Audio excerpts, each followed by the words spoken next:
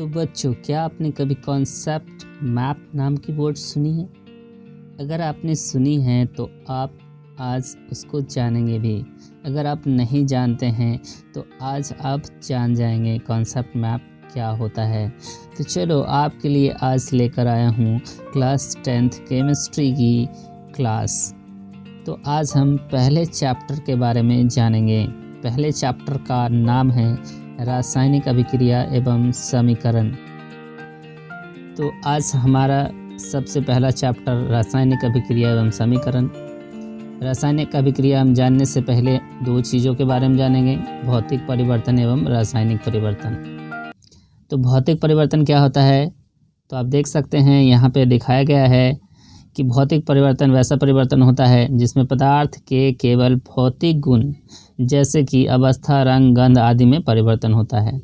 तो रंग में परिवर्तन, अवस्था में परिवर्तन और गंध में परिवर्तन ही भौतिक परिवर्तन कहलाता है। रासायनिक परिवर्तन क्या होता है? तो रासायनिक परिवर्तन में बनने वाला पदार्थ रासायनिक गुणों तथा संगठन में प्रारंभिक पदार्थ से बिल्कुल अलग होता है।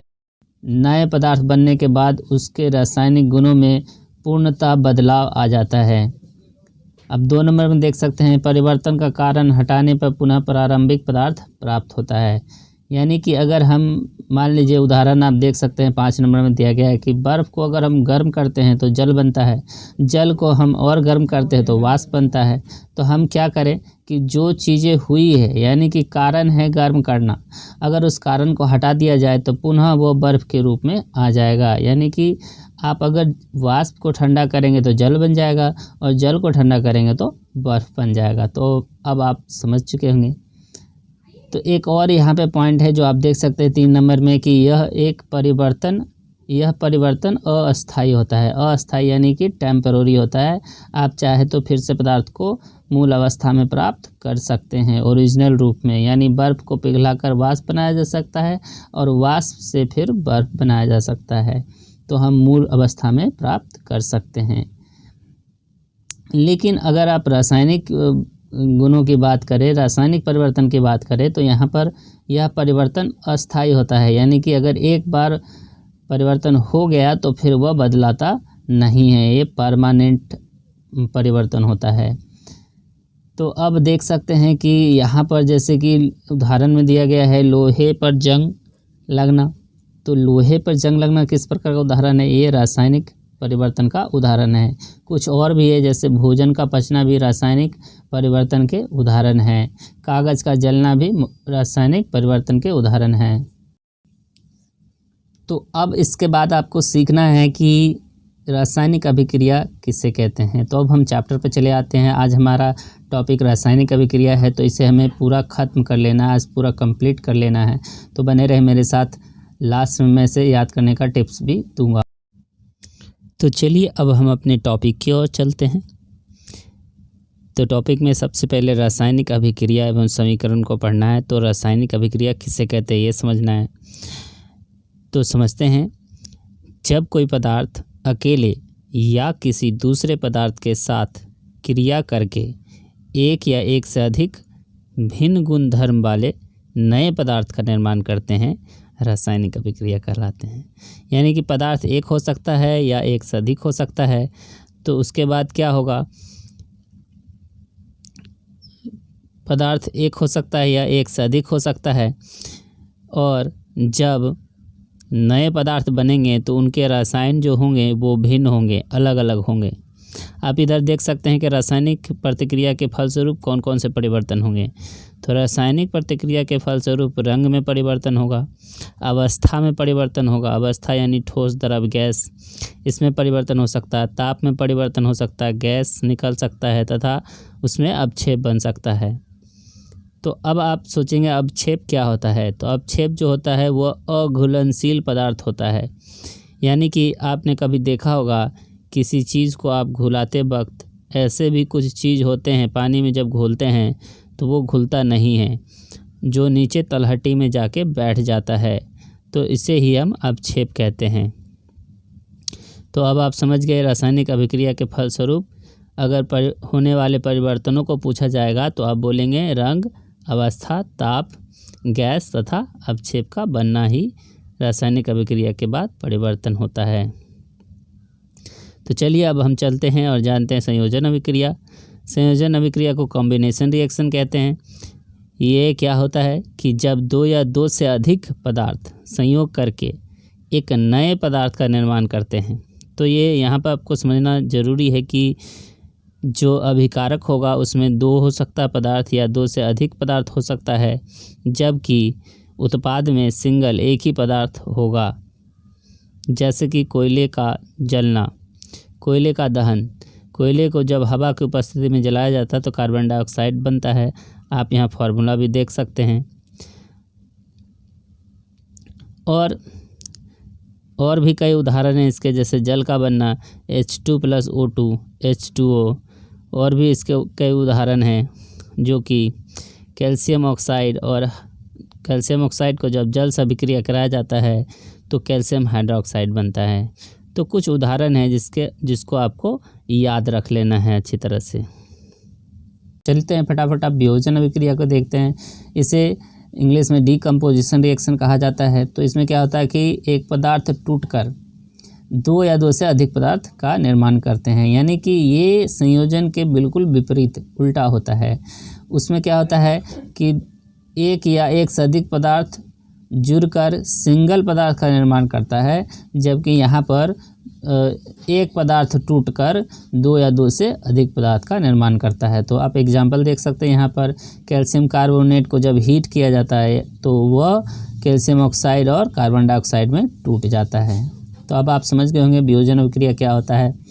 इसी तरह से आपको ये बात ध्यान देना बहुत इम्पोर्टेंट है कि यहाँ पर अभिकारक जो होगा वह एक ही होगा और प्रोडक्ट यानी उत्पाद जो होगा वो दो या दो से अधिक होगा। तो ये ध्यान देने योग्य इसमें बातें हैं, तो इस बात को आप ध्यान रखेंगे।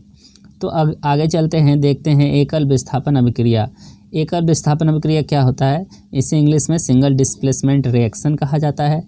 जब कोई तत्व दूसरे तत्व को उसके यौगिक के विलयन से विस्थापित कर खुद उसका स्थान ले लेता है। तो ये तो परिभाषा है। अब आप समझ सकते हैं, जहाँ आप देख सकते हैं यहाँ पर कि कॉपर सल्फेट के विलयन में लोहे को मिलाया गया है। तो Fe जो है उसका मतलब लोहा होता है, CuSO4 यानी कॉपर सल्फेट। तो यहाँ पर देखते हैं कि फेरस सल्फेट और कॉपर का निर्माण होता है। तो यहाँ पर क्या हुआ है कि कॉपर को विस्थापित कर दिया गया है। आप अगर गौर से देखें तो यहाँ पे पता चलता, यहाँ पे दिख रहा होगा आपको कि कॉपर सल्फेट जो अभिकारक में है, जब अभिकारक अभिक्रिया के पश्चात वहाँ पर कॉपर अलग हो गया और लोहा उसके साथ जुड़ गया है, यानी कॉपर को अलग कर दिया गया है। और अलग करने को केमिस्ट्री में विस्थापित कहते हैं। तो विस्थापित कर दिया गया है। तो अब आप देख सकते हैं कि जो अधिक क्रियाशील तत्व होते हैं वो कम क्रियाशील तत्व को विस्थापित करते हैं, विस्थापित कर देते हैं, वहाँ से हटा देते हैं। तो इस प्रकार से आप देख सकते हैं कि जब कॉपर सल्फेट के विलयन में लोहे की कील जो डुबाया गया है, तो एक सवाल आता है कि कॉपर सल्फेट के विलयन में जब लोहे का कील डुबाते हैं तो कॉपर सल्फेट का विलयन का रंग बदल जाता है, क्यों? तो आपको जवाब देना है कि जब कॉपर सल्फेट के विलयन में लोहे का कील डालते हैं तो क्या होता है कि वहाँ से कॉपर विस्थापित हो जाता है, विस्थापित हो जाता है यानी अलग हो जाता है, और उसकी जगह लोहा खुद आ जाता है, जिसके कारण क्या होता है, कॉपर सल्फेट के विलयन का रंग नीला होता है, जबकि लोहे की कील डालने के पश्चात उसका रंग हरा हो जाता है। तो आपको आंसर क्या लिखना है कि जब कॉपर सल्फेट के विलयन में लोहे का कील डाला जाता है तो लोहा के अत्यधिक क्रियाशील होने के कारण कॉपर को विस्थापित कर दिया जाता है। यहाँ पर लोहा अधिक क्रियाशील है तथा कॉपर कम क्रियाशील है, जिसके कारण क्या हुआ है, कॉपर विस्थापित हो चुका है और उस विलयन का रंग बदल चुका है। तो आप विलयन का रंग भी याद रखेंगे। कॉपर सल्फेट के विलयन का रंग नीला होता है और फेरस सल्फेट के विलयन का रंग हरा होता है, जबकि कील जो डुबोया जाता है तो उसका रंग भूरा हो जाता है, क्योंकि उस पर कॉपर का परत चढ़ जाता है। तो अब आप समझ गए होंगे एकल विस्थापन क्या होता है कि एक तत्व होता है, दूसरा यौगिक होता है, और उसके यौगिक के तत्व को हटाकर दूसरा खुद वहाँ पर स्थापित हो जाता है, तो उसे ही एकल विस्थापन कहते हैं। तो चलते हैं द्वि विस्थापन की तरफ और देखते हैं द्वि विस्थापन क्या होता है। यहाँ पर क्या होता है, दो दो यौगिक होता है। वहाँ पे आप देख रहे थे कि सिंगल एक तत्व था, एक यौगिक था, लेकिन यहाँ पे द्वि विस्थापन में क्या होता है कि दोनों यौगिक ही होते हैं और दोनों अपने आयनों का अदला बदली करते हैं। तो यहाँ पे देख सकते हैं डबल डिस्प्लेसमेंट में कि जब दो यौगिक अपने आयनों की अदला बदली यानी एक्सचेंज करके दो नए यौगिकों का निर्माण करते हैं। तो अब देखिए कि दो यौगिक है उदाहरण में Na2SO4 और BaCl2। तो यहाँ पर आपको आयन समझना अति आवश्यक है। तो आयन कैसे समझना है आपको। आयन समझने के लिए सिंपल सा टिप्स है कि जो पहले आता है वो प्लस होता है, जो बाद में आता है वो माइनस होता है। तो यहाँ पे Na यानी सोडियम पहले आया है तो वो प्लस है और SO4 बाद में आया है तो वो माइनस है। उसी तरह आगे चलते हैं तो Ba पहले आया है यानी बेरियम पहले आया तो ये प्लस है और क्लोरीन बाद में आया तो ये माइनस है। तो ये प्लस और माइनस का है तो ये आयन है, यानी कि प्लस वाले को धन आयन कहते हैं और माइनस वाले को ऋण आयन कहते हैं। तो अब आप समझ पा रहे होंगे कि ऋण आयन और धन आयन क्या होता है। तो ऋण आयन जो है धन आयन से जुड़ते हैं और धन आयन ऋण आयन से जुड़ते हैं। तो इस प्रकार से जुड़कर BaSO4 और NaCl बना देता है। तो आप उदाहरण में भी देख सकते हैं, यानी कि यहाँ पर क्या हुआ है कि Na प्लस है वो Cl माइनस के साथ जुड़ गया है और SO4 माइनस है वो Ba प्लस के साथ जुड़ गया है। तो यहाँ पे यही ध्यान देना है कि दो आयन होते हैं, जो पहला होता है वो पॉजिटिव होता है, दूसरा जो होता है नेगेटिव होता है। तो पॉजिटिव को नेगेटिव से ऐड कर देना है, वही द्वि विस्थापन अभिक्रिया होता है। तो चलिए और आगे देखते हैं। अब आगे हम बात करते हैं उपचयन एवं अपचयन अभिक्रिया की। उपचयन अपचयन अभिक्रिया को हम ऑक्सीकरण एवं अवकरण अभिक्रिया भी कहते हैं। तो उपचयन को ऑक्सीकरण और अपचयन को अवकरण कहते हैं। तो उपचयन क्या होता है, जिसमें ऑक्सीजन जुड़ता है या फिर हाइड्रोजन हटता है, यानी कि ऑक्सीजन का जुड़ना या हाइड्रोजन का हटना ही क्या कहलाता है, उपचयन अभिक्रिया कहलाता है। तो आप देख सकते हैं कि जिसमें किसी तत्व या यौगिक के साथ ऑक्सीजन का संयोग होता है अथवा हाइड्रोजन का ह्रास होता है तो उसमें क्या कहा जाता है, तो उसे उपचयन यानी कि ऑक्सीकरण अभिक्रिया कहा जाता है। आप एग्जाम्पल में देख सकते हैं कॉपर की अभिक्रिया ऑक्सीजन से कराई गई तो यहाँ पे कॉपर ऑक्साइड बना है। तो आप देख सकते हैं कि कॉपर पहले अभिक्रिया के पहले कॉपर था लेकिन बाद में वो कॉपर ऑक्साइड बन गया। तो यहाँ पर किसका उपचयन हो गया, तो यहाँ पर जवाब देना है आपको कॉपर का उपचयन हो गया, जिसके साथ वो जुड़ता है उसका उपचयन हो जाता है। तो अब आप समझ गए होंगे कैसे देखना है कि जुड़ गया है। तो पहले अभिक्रिया के पहले देखेंगे और अभिक्रिया के बाद देखेंगे किससे जुड़ा है। अगर जुड़ रहा होगा किसी से तो उसका अपचयन हो गया, अगर किसी से हट रहा होगा तो उसका उपचयन हो जाता है। तो अब देखते हैं आगे उपचयन क्या होता है कि जिसमें किसी तत्व या यौगिक के साथ हाइड्रोजन का योग होता है यानी जुड़ता है, या फिर ऑक्सीजन का ह्रास होता है यानी हट जाता है, यानी कि ठीक इसके विपरीत है। जैसे कि आप देख सकते हैं H2 + Cl2, यहाँ पर हाइड्रोजन जो है क्लोरीन से जुड़ रहा है यानी यहाँ पर क्लोरीन का अपचयन हो रहा है यानी अवकरण हो रहा है। तो अब आप समझ गए होंगे कि क्या होता है। आगे चलते हैं और जानते हैं ऊष्माक्षेपी अभिक्रिया को। ऊष्माक्षेपी अभिक्रिया क्या होती है कि वैसी अभिक्रिया जिसमें उत्पाद के साथ साथ ऊष्मा का भी निर्माण होता है। तो आप देख सकते हैं कि आपने घरों में पेंट किया होगा तो उसमें चूना लगाया होगा, तो चूने में जब पानी डालते हैं तो उसमें हीट उत्पन्न होता है। तो वो क्या है, ऊष्माक्षेपी अभिक्रिया, यानी जिससे ऊष्मा निकलता है उसको ऊष्माक्षेपी अभिक्रिया कहते हैं, तथा जिसमें ऊष्मा का अवशोषण होता है उसको ऊष्माशोषी अभिक्रिया कहते हैं। तो यहाँ पर एग्जाम्पल आप देख सकते हैं कि CH4+ ऑक्सीजन मीथेन को जब हवा की उपस्थिति में जलाते हैं तो कार्बन डाइऑक्साइड और जल बनता है, साथ ही साथ ऊष्मा भी प्रोड्यूस होती है।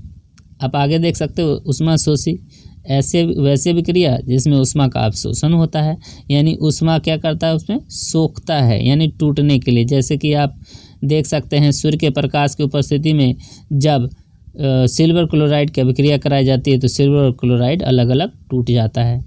उसी तरह सिल्वर ब्रोमाइड को देख सकते हैं आप, सिल्वर ब्रोमाइड का भी प्रकाश की उपस्थिति में अभिक्रिया हो रही है तो इसे सिल्वर में और ब्रोमीन में टूट जाता है। तो अब आप समझ गए होंगे कि सारा जो कॉन्सेप्ट हमने दिया है, ये कॉन्सेप्ट मैप, अब सारी बातों को आप समझ गए होंगे।